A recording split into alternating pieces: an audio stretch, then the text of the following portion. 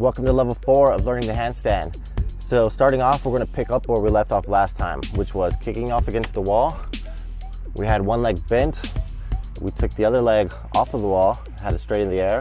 We then added our posterior pelvic tilt, held it, kept it engaged, and then we pressed hard with our fingers in order to bring that bent leg off of the wall. So you may have been doing this. All right, so we're in position, we're gonna kick off.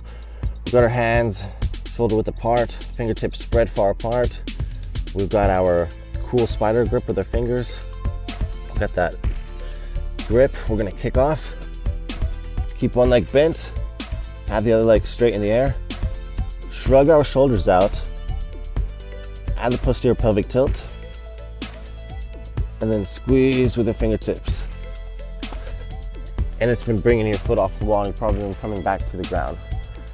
So, after you've been practicing that for a while, in order to prevent yourself from coming back all the way to the floor, as you remember from the last level, the secret is to release the pressure from the press, transfer it over to your palms, and then back and forth, back and forth. So, as you can see, if I'm just like this, for example, and I press with my fingertips, I push myself back.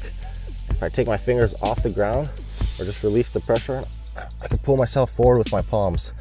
Push myself backwards with my fingertips, pull myself forward with my palms.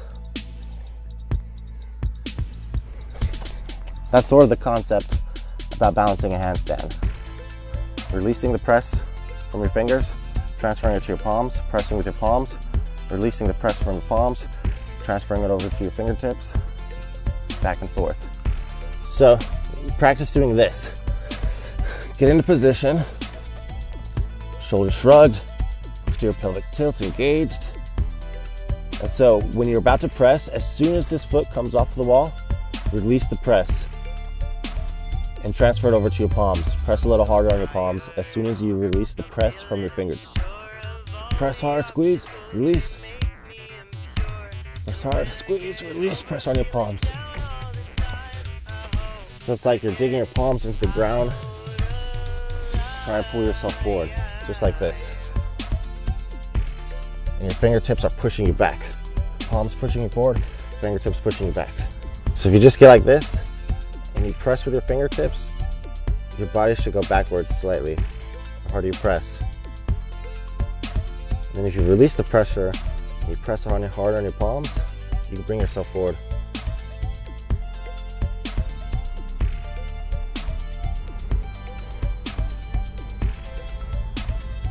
That's actually a really good exercise. I can feel it working my fingers and my wrists. So once you get comfortable with pressing and releasing and holding it there for just a couple of seconds, you can then practice straightening your leg out with the other leg. So your practice should look something like this.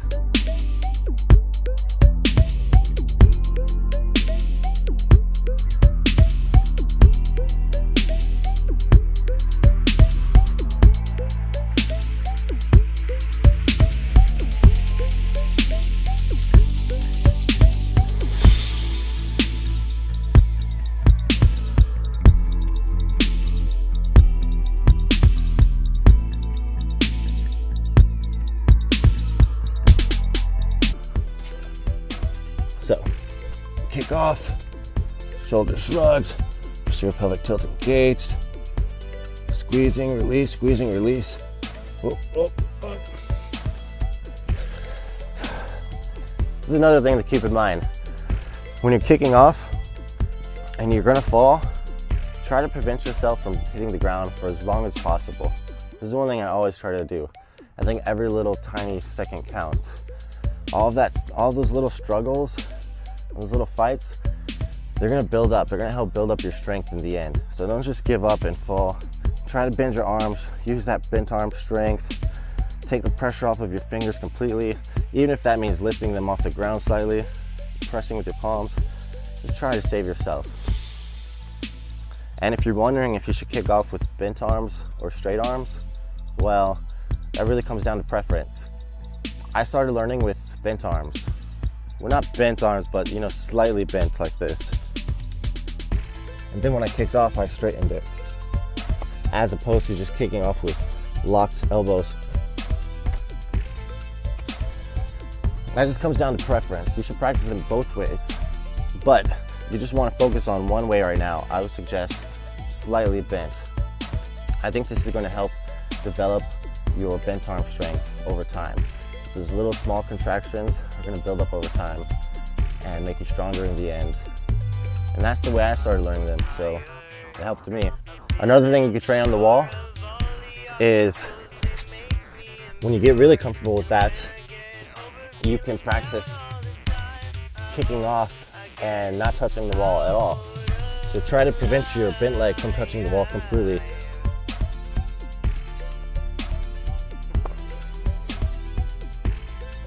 Stop yourself right before you get to it. Oh, and if you touch it, just bounce off. Keep trying. There we go. Posterior pelvic tilt. Straighten out. So your training on the grass should look a little bit like this. It's just like you have that wall there and you're trying to prevent your bent leg from touching the wall completely. And if you fall past that wall, just fall out into a cartwheel, which you should have been practicing from level 2. So if you're gonna fall, just take the arm off. Like if you cartwheel this way onto your right arm, then you're going to take the pressure off. Then you're gonna lift off your left arm and just turn it over to the side and come out into a sketchy cartwheel. If you cartwheel on this side, then you're gonna fall out on this side. Which that side feels really weird for me. So keep your arms on the ground while you're doing the kickoff. Don't just fall into it like this, because that may give you too much momentum and you'll probably just fall over every time like that. So have your arms on the ground. You got your spidey grip. Kick off, keep this leg bent, just like you were doing against the wall. And this leg straight. Your posterior pelvic tilt. Shrug your shoulders. Keep transferring that pressure between your fingertips and your palms. Bring this leg up. And if you fall out of that PPT, just try to re-engage it. Just be mindful of it.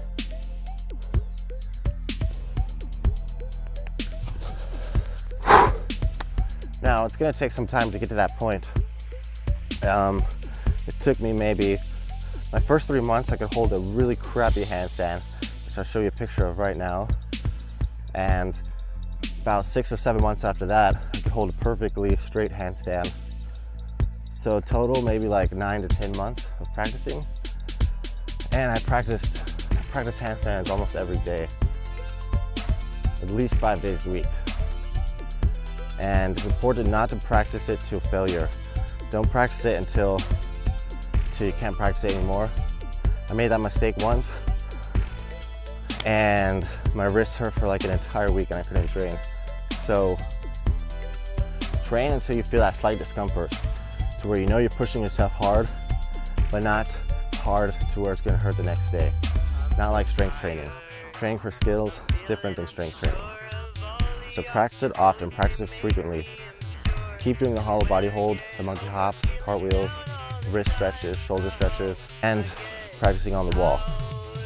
Even if you already feel comfortable to practice at this point without the wall, keep practicing all those things.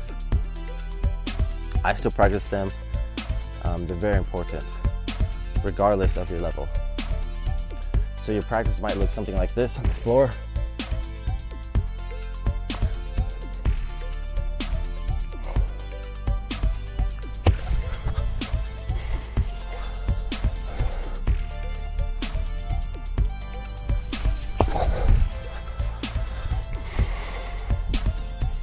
Until you finally start getting more and more comfortable with the concept. It's gonna take your brain a little while to get used to this movement. It's a new movement, no matter how strong you are or how good of balance you think you have. I was a sketchy pistol squat. It's going to be hard. It's gonna take you lots and lots and lots and lots of practice lots of failure, lots of repetitions. But that's how you learn. That's how you learn any skill. And eventually, you start getting better and better. You'd be like, oh. Until you feel comfortable enough to just nail it.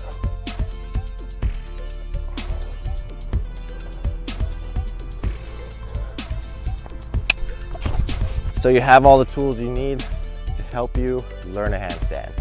As long as you remember the main points, the posterior pelvic tilt should be engaged, your shoulders should be shrugged out. You should have that finger grip down. And you should understand the concept of balancing by pressing with your fingertips, releasing the pressure, pressing with your palms, and transferring the pressure back and forth.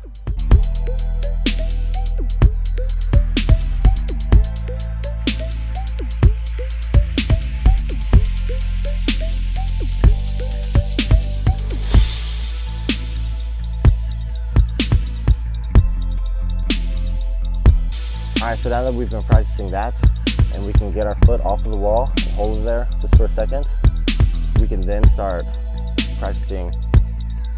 Oh, crikey, mate, there's a dingo.